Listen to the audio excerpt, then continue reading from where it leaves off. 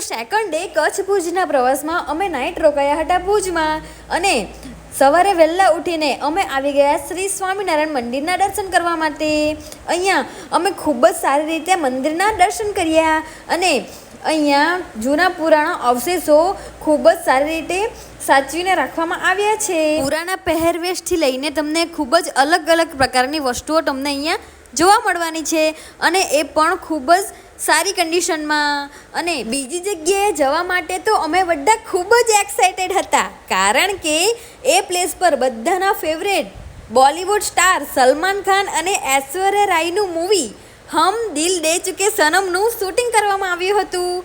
તો અહીંયા ફરવા આવ્યા હોય અને વિડીયોઝ ના બનાવે તો ચાલે, તો અમે બધાએ ખૂબ જ સારા ફોટોઝ અને વિડીયો ક્લિક કર્યા અને અમે ઘણી બધી મજા કરી। અહીંયાની કોતરણી ખૂબ જ સરસ રીતે કરવામાં આવી છે અને અહીંયા એક પ્લેસ એવું પણ છે જેને ભૂલ ભૂલૈયા નામથી ઓળખવામાં આવે છે અને ત્યાં અમે ઘણા બધા રીલ્સ બનાવ્યા અને ઘણું એન્જોય કર્યું।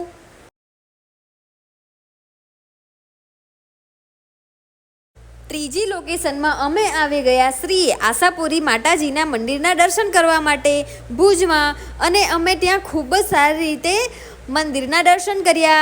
ત્યાં ડેકોરેશન બનાવવામાં આવ્યું છે અને ત્યાં ઘણા બધા ભગવાનોની મૂર્તિઓની સ્થાપના કરવામાં આવી છે અને સ્વામિનારાયણનું ઓલ્ડ મંદિરમાં અમે દર્શન કરવા માટે આવ્યા છે અને એને પણ ખૂબ જ સારી રીતે અને સાચવીને અત્યાર સુધી રાખવામાં આવ્યું છે। ત્યારબાદ અમે આવી ગયા આઈના મહેલ પેલેસમાં। ત્યાં રાજા રાણીઓની બધી જ વસ્તુઓને ખૂબ જ સારી રીતે સાચવીને ત્યાં રાખવામાં આવ્યા છે અને એ જોવાની અમને ઘણી બધી મજા આવી। તે ખૂબ જ વિશાળ જગ્યામાં બનાવવામાં આવ્યું છે। ત્યારબાદ અમે વાતો કરતાં કરતાં પહોંચી ગયા કાળા ડુંગર પર અને ત્યાંથી અમે પાકિસ્તાનની બોર્ડર જોઈ અને ત્યાંથી રિટર્ન થતાં અમે જોયું ચુંબકીય ક્ષેત્ર જે અમારી બસને ઓટોમેટિક એની તરફ ખેંચતું હતું। ત્યાંથી નીકળીને અમે આવી ગયા કચ્છમાં આવેલું સફેદ રણમાં। પેલી કહેવત છે ને, કચ્છ નહીં દેખા તો કુછ નહીં દેખા, અને સાચી વાત છે, સફેદ રણમાં એકવાર ફરવા તો જવું જ જોઈએ। ત્યાંથી ઊંટ ગાડીમાં બેસીને ઘણી બધી મજા કરતા જતા છે અને ઊંટ ગાડીમાં પણ સોનું તો ડાન્સ કરતી છે મસ્ત મજાનો અને અમે પહોંચી ગયા બસ પાસે।